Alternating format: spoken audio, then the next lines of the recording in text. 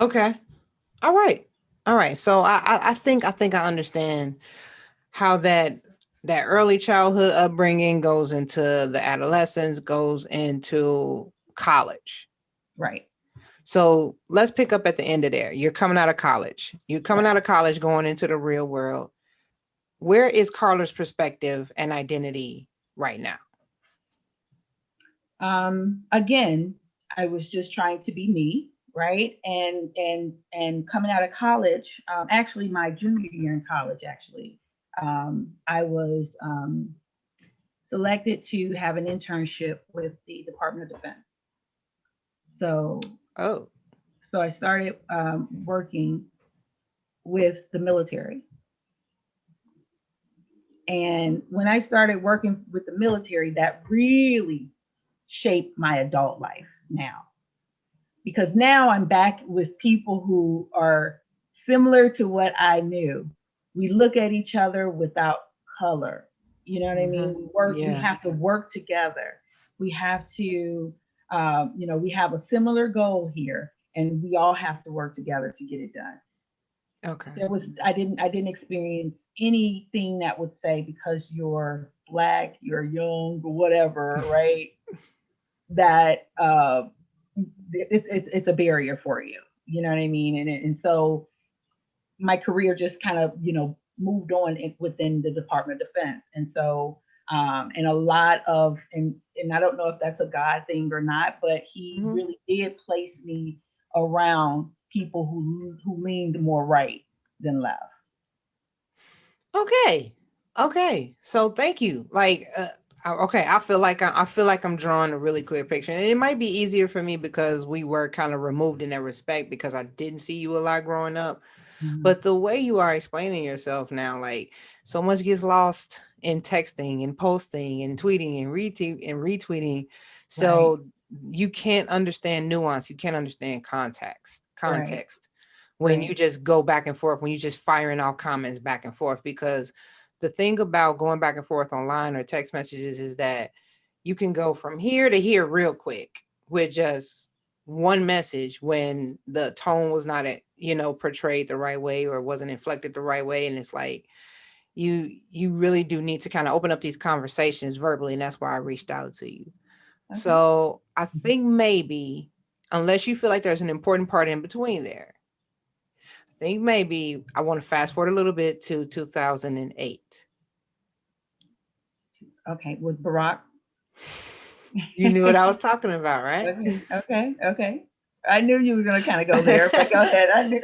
I mean, unless you feel like there's something significant there to kind of round out the story, I just feel like let's just go. Okay, you're more right minded. Cool. So Barack is elected. Describe that for me. That whole situation for you. um, so that's an interesting question and an interesting time, because around that time there was a lot of transition for me as well. Okay. Um, Transition is so tough. yeah, yeah. So um, honestly, at the time, even though I leaned right, I still hadn't been fully awakened by God as a spirit, right? So I kind of leaned more towards Barack because of color, which technically I should not have, right? So But you wrote with Barack. You voted for him. I did vote for him the first time. I Okay. did. I Cool. did. The first time I did. Okay. And I will say the primary reason why I voted for him was because he was black, right? Or the story of him being black, right? You got That caught was up in the whirlwind, the yeah, got excitement, caught up in the excitement, first black president, all of those all the things. hubbub. All right. Yeah, so I got caught up in that. Okay. And so to 2018, that kind of shaped a lot of me personally, because at that time I started having a transition with the guy I was dating at the time. And then I purchased the house. I was living in Virginia at the time. And at that time, prior to Barack, Virginia was a very kind of conservative state. And then Barack came, And then, there were a lot of people who were on the left who wanted to change Virginia, Mhm. and a lot of the laws. So Virginia started to change a lot during Barack's term. And because of the guy that I was dating was so heavily involved in business in DC, he encouraged me to move back to DC. Now, it reminds me, I hated DC because I went to Howard and I didn't, like all of that kind of left, kind of thinking. But because I was in love and I loved him and I wanted to be closer to him, I purchased my home in DC in 2010. And that neighborhood that I purchased my home in was going through a gentrification transition as well. It was that section of DC was the area for the last, I would say, 40 years where the elite African American educated, political elected officials, everything of the elite class of the blacks were, living in that particular neighborhood. But it was going through a transition where now all the blacks were leaving and all the whites were coming in. And so there were some friction in that, where blacks started to say, you're kicking us out, you're, doing all of these different things. And that kind of shaped a lot too for me, where my spirit started to grow now. Because for me, I started to see again, you own these homes, African Americans, you own these homes, your parents own these homes. You see that they're now valued at triple whatever the price of what they were. You're selling them, you're making a choice to sell them. No one's taking them away from you. You're making the choice to sell. So, how are we now blaming the whites for taking over when they buy what you're selling? It's a fair market. That's a fair system. I'm So I sorry, I just didn't need to. understand. I'm gonna let you talk. I'm just reaching for my notepad, but go ahead. So I didn't really understand the outcry of the gentrification and things of that sort. So I started to get heavily involved in the politics in DC at that time because I said something has to change here. Something has to change. We have to be awakened and something to be able to understand truth. And so I ran for a local elected position, and so that kind of shaped a lot of um, crooked politics, I guess, and how it affects our people a lot. Um, and so that kind of shaped that avenue politically wise for me. What did you run for?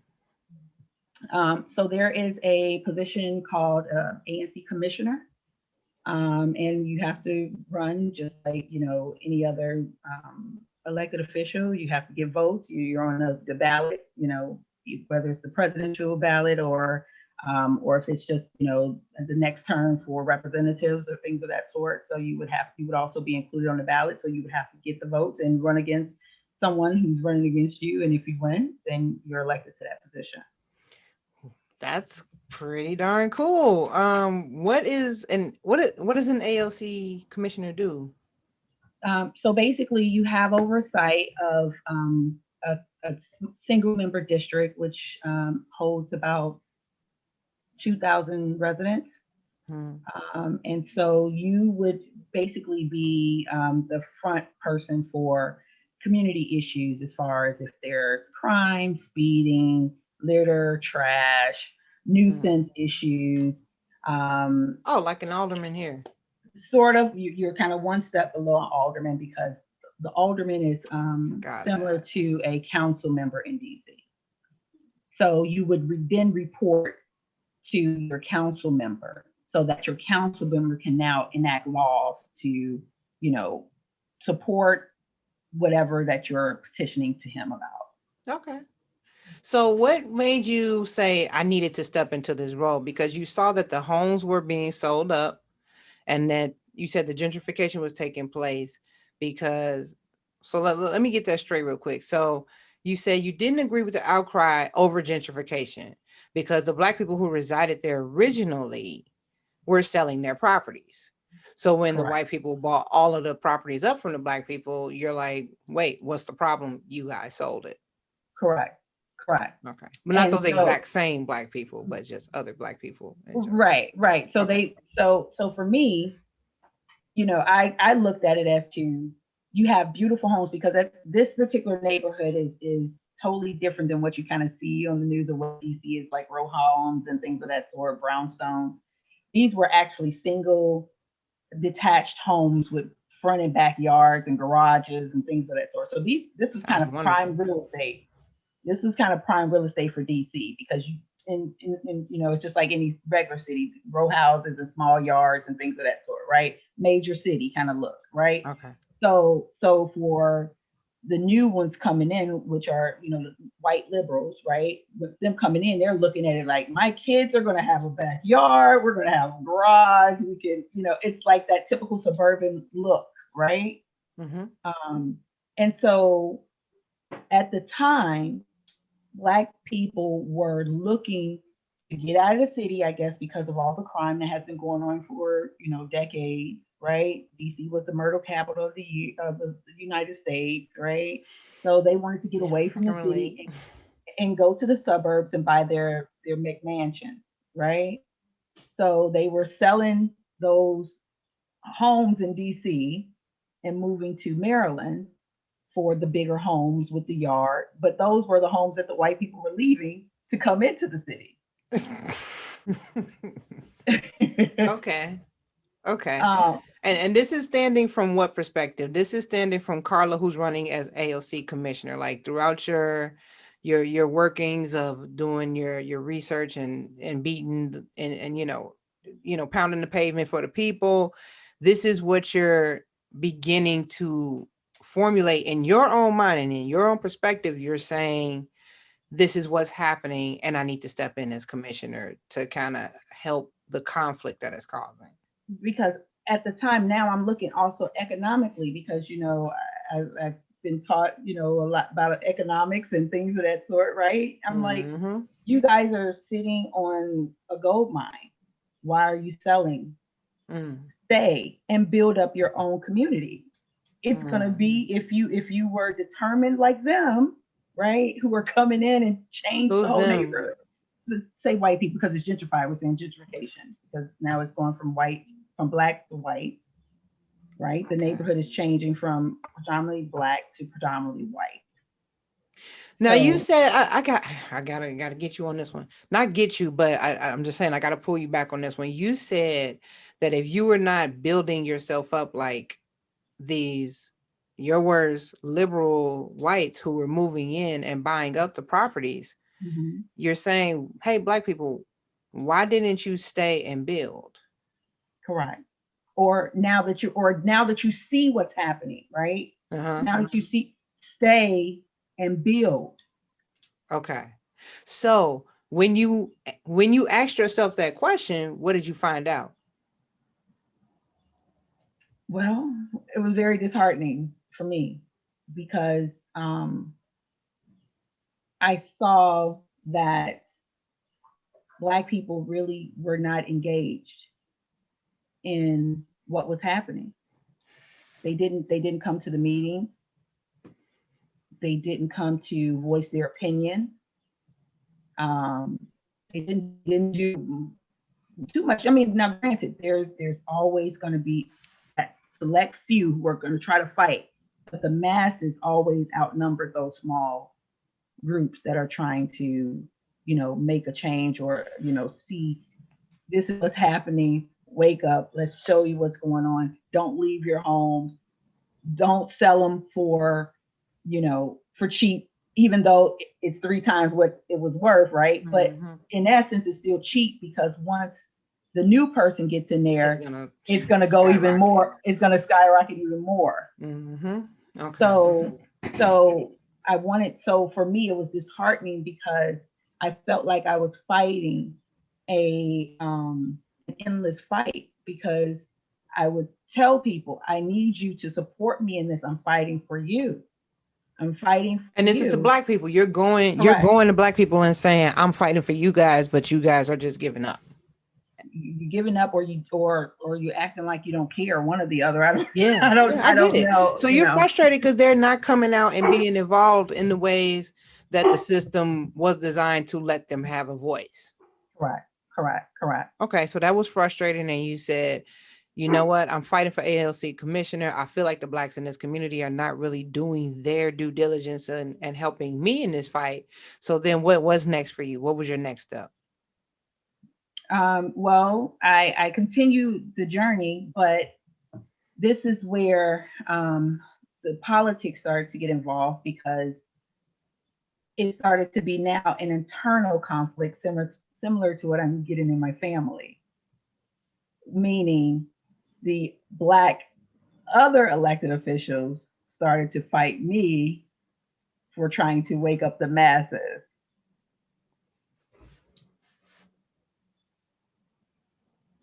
Okay. So your ideals weren't in line with what the other black politicians wanted to see happen, No, they were which not. was what? They didn't want the masses to do anything. They wanted them to stay complacent. They wanted them to not know. They wanted them to stay oblivious to what was happening. Because in politics, um, those people get power, prestige, money. So if, let's just say, I'm a developer, a real estate developer, and I see that this neighborhood is going through a change.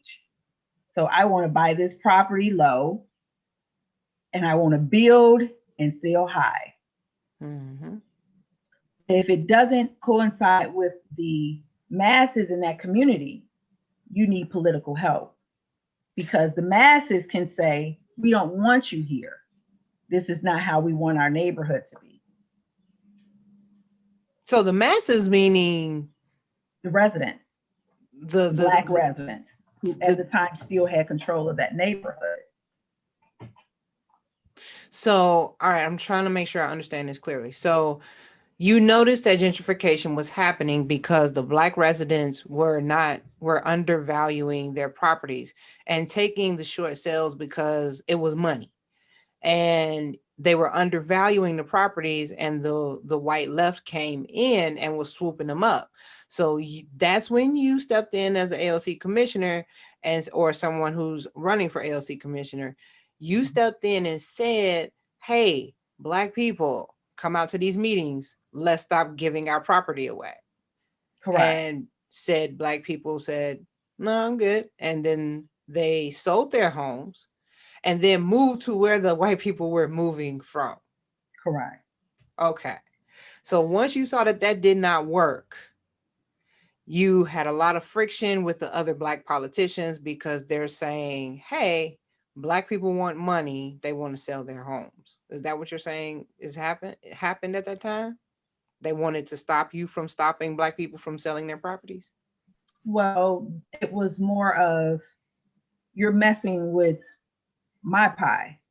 I really don't care about the masses The per se. corruption. Okay. They So can they were they back. can they Okay. can they can sell or not, but you're messing up my pie, right? Allegedly. Sorry, allegedly, because this is going to Allegedly, be going out because this allegedly. is all like Carla's experience. Again, this is just about the experience and the perspective that you form, and this is how you're viewing the situations that you're in. And this is not any type of confirmation or denial of anything. It's just how you formed your perspective. Correct. Okay. All right. So go ahead back to that thought of you dealing with the other politicians. They had their pieces of the pie messed up. And where else were you going with that train of thought? And just to say that, and it became more of an internal conflict, and as a result, the community got left behind, because you're trying to now fight those people who are a hindrance now to you getting to the masses, because now all your time is trying to fight those people instead of getting the word out and working for the people per se, right? You do what you can do, right? You could tell people, here's the meeting today, come out. I need your support. This is what's happening. And I'm going to give one example, which I'm pretty sure people can relate to because it's happening a lot around the United States. But at the time, DC was kind of one of the few.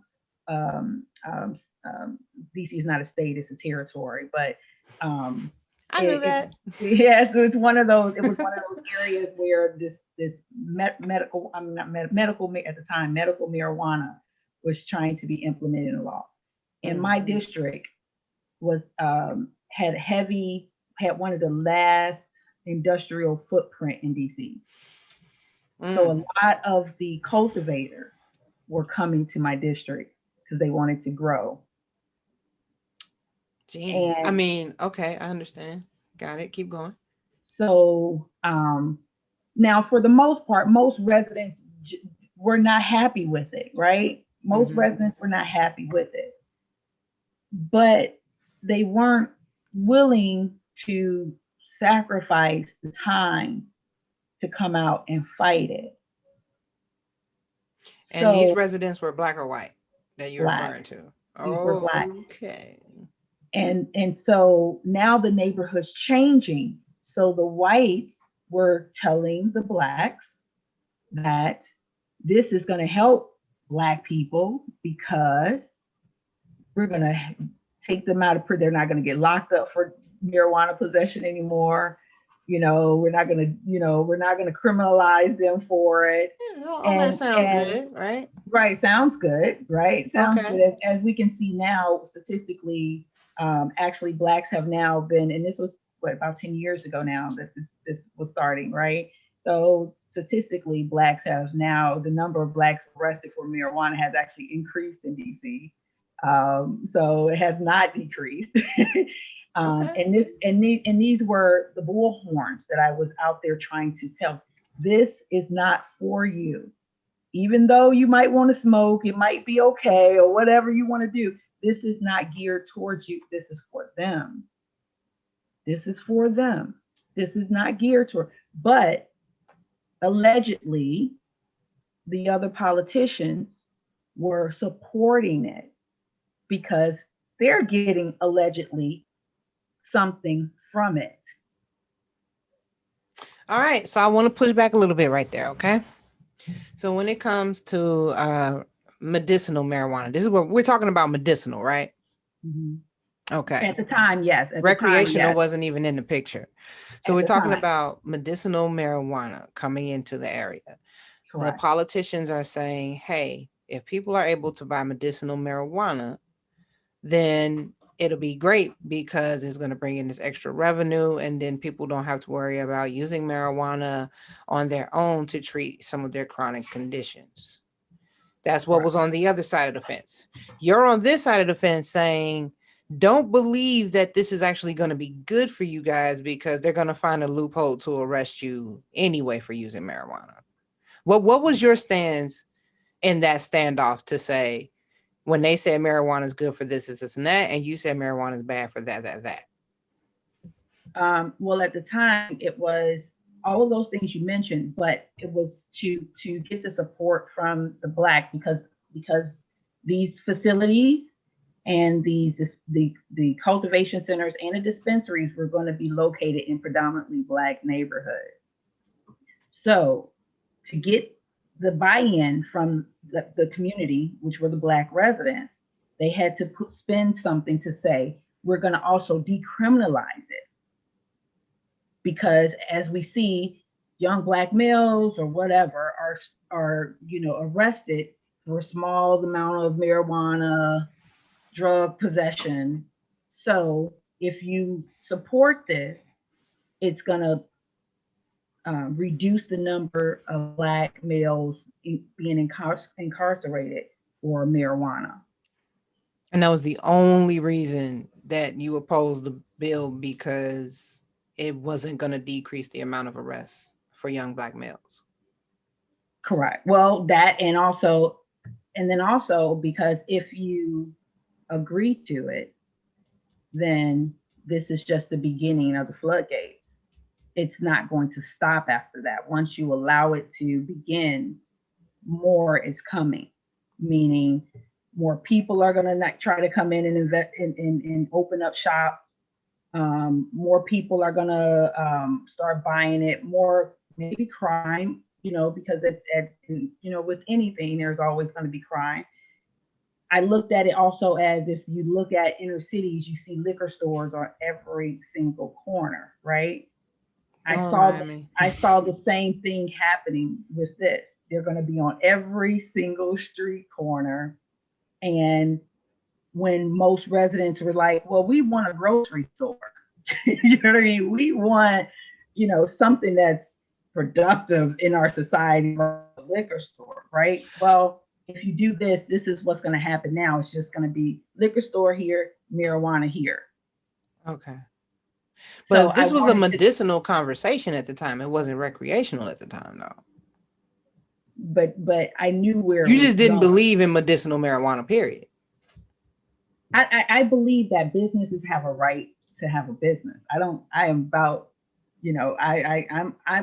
I support capitalism. We all have a right to To some business. extent, everybody does. Right. We have a right to business, and two of the main applicants for a cultivate to grow to be one of the first growers in Washington D.C. were Black men. So they were Black owners. So it wasn't anything of, you know, oh, the white people. There were Black people, and there's one that's very famous that everyone knows. So these Um, growers who wanted to come in and start their medicinal marijuana businesses, they wanted to mhm, start their groweries in your area. They were right. Black men who were licensed and trained to do these things. And you said it You have doesn't every matter. right to come in. You have every right to come in. I can't stop the business if you. It's real estate. You buy the building. But the license is what's going to actually allow them to operate. They Oh, have every okay. right to buy the building, to say we're going to be a grower or whatever, right? They have every right to do that. This is a free market. However, there has to be a law in place for this to start, and that was where um, the discord started to happen, because I said, you have every right to, but as a community, we also have a right to say who we want to come in and out. True. That's the duality of the United States Constitution. Is supposed to apply to everybody. So you know what? When you're exercising your rights, and I do believe to an extent, I believe a lot in structure. Don't get me Mhm. wrong. I'm a very structured person. I like working and moving in structured environments. But sometimes those systems are in place for a reason, and they help things.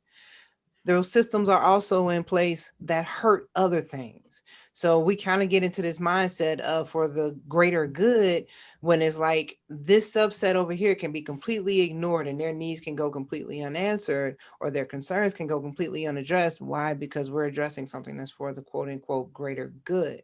So don't get me wrong, structure is not a bad thing. And Mhm. when you work as in the capacity of any type of politician or public servant, you're kind of helping to use structure to implement change and help benefit for everyone, who the subsets who may be getting overlooked, or the greater goods who are kind of calling the shots at the top. As an elected official, your interest is supposed to be in everyone's, not just this specific group. So someone listening to this explanation of what you went through as, running for public office, may say, hey, you know what? Sometimes it's it can feel like the cards are being stacked. So you have these two Black men who have already overcome multiple things, and trying to do things the right way through this structure that was created to accomplish what it is that they want to accomplish. So they're trying to go through the avenues of the structure of the system that was implemented to make sure that things are done the right way. And then you use a different structure or the same structure to kind of combat that and said, but no, you can't. So I'm going to have to disagree with you on that a little Okay. bit. um, so, and the reason why I'm saying that is that there were at the time there were, I believe, 8 or 9 applicants who were going to get the licenses to grow, and out of those, 2 were Black. So it wasn't Okay. just two, the two black and I'm holding back the blacks. Okay. Majority of That's fair. majority of the cultivators were white. Okay. But again, my my position as an elected official is to be the voice of the community. Okay. And the community did not want it. The community did not want it. But the community also did not do their part to come out, make their voices heard. I'm only one person. I have to have the community to support what I'm saying.